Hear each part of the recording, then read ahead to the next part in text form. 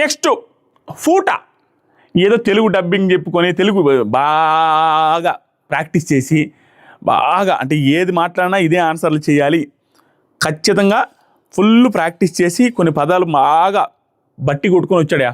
అంతకుమించి ఏం లేదు. నీల్ డెస్పరానం తుస్సు. అతన్ని తీసుకోవడం వల్ల ఒరిగేది కానీ అతని వల్ల వచ్చేది కానీ ఏమీ లేదు. మనోడికి కూడా వచ్చేది ఏమీ లేదు.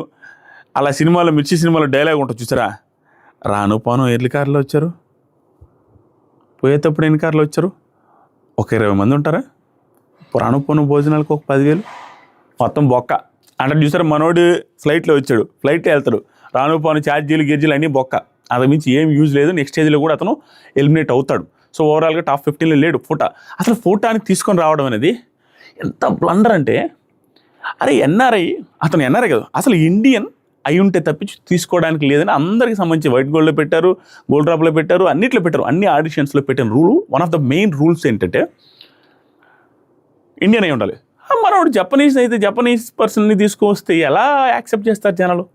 ఊరికే ఫర్ ద సేక్ ఆఫ్ ఇంట్రెస్టింగ్గా కనపడదని తీసుకున్నారు కానీ అతను తీసుకోవడానికి ఛాన్సే లేదు. అతను తీసుకుంటే ఒప్పుకోరు ఎవరు. అతను వచ్చి రావడం వల్ల అతనికే బొక్క, అతను ఏం చేసింది లేదు, 20 డ్రమ్స్ ఏదో కొట్టాడు. వీళ్ళు ఏదో గ్రీన్ కూడా వాంటెడ్గా ఇచ్చినట్టు అనిపించింది, నాకేం పెద్ద గేమ్ లేదు, గ్రీన్ ఇచ్చారు. అది నెక్స్ట్ ఏదో పోతాడులే, అది మళ్ళీ చెప్తాను. అంతమించి అతను ఇంపాక్ట్